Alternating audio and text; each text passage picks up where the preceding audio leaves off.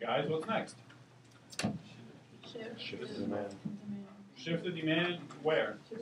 Right. In the firms? Market. Okay, in the market. All right. Why? Because people want Because why? People want. Okay, there's going to be a higher demand for corn. Why? demand for ethanol. Yes. There's a higher demand for ethanol, and you need corn to make ethanol. Very good, very good. Higher demand for ethanol. You need corn to make ethanol, so there's going to be a higher demand for corn. That results in a higher price. Very good. And a higher quantity. Now I should label these. Okay, so this is Q. What is that going to be? Q and what? QM2. Okay, good. What's this going to be? PM2. All right, very good. I extend it. What do I have now? That's right. And so what does that result in? Profit. Yes, Elena, say it again. Profit. Profit. Thank you. I'm getting economic profit now. Okay, what's next? Make a new quantity. What? Make a new quantity for the firm. Okay, got to make a new quantity for the firm. Very good. What is that? QF2. Very good. Okay. Whoops. Okay, and this is PF2, right? Okay, so what's next? Okay, we'll continue tomorrow. See you later. What's next, guys? You tell me. What's going on? What's the next scenario? What's the next question, I guess? After we know that the demand increased. Because there was more demand for ethanol, corn is an input for it, we're increasing the demand for corn because of that. That increases the price of corn. What's next? Yes, it is. That's about the effect of demand for ethanol on the price and quantity of cereal. Okay, so we're already at the end of the question. That's good to know. Let me just make sure real quick.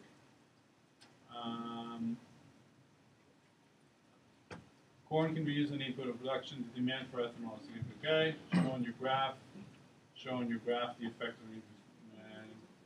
Okay. How does the average total cost for Farmer Roy? Oh, what about this? C3.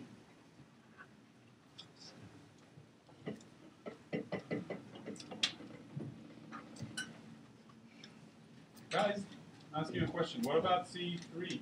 Yes. The average total cost increase from at PM2 compared to. That's right. And so how do we see that? We actually see it from our graph, right? It used to be here. The average total cost used to be minimized at this point, right? Now the average total cost is not minimized anymore. Are we productively efficient? Nope. No, we're not productively efficient anymore. There was another question in this question, or another part to this question, and that question, the part asked, why does the demand curve, what is this demand curve called for Roy's firm? What type of demand curve is this? Peter? It's perfectly It's a perfectly elastic. demand curve. Very good. Explain what that means, Peter. If they change the price even a tiny bit, no one's going to buy it. Okay. People are extremely sensitive to a price change, and because this firm is what, basically? Price taker. Yeah, it's a price taker, right? It takes the price from the market. It has no power over the price that the market decides what it is. So it follows a perfectly elastic demand curve. All right. What about D? The last part, the hardest part of the question. What about that part?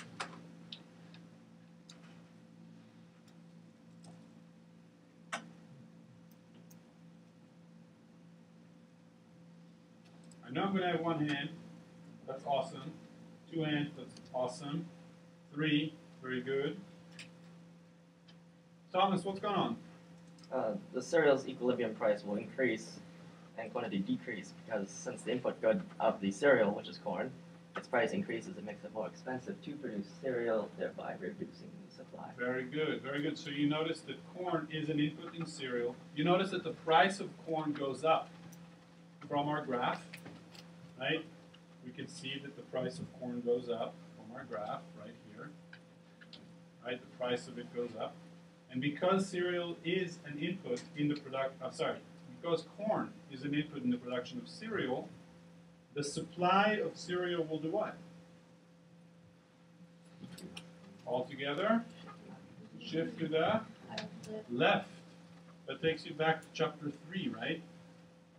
It's a determinant of supply. If the price of an input good goes up, if I were to draw the cereal market, the supply of cereal will shift to the left, and that will increase the price of cereal and increase the quantity of cereal. Notice that they do not ask you to draw a graph in this question, so you don't have to. But you do need to explain what was just explained in a bullet point, not as an essay. Are there any questions? Okay, if not, then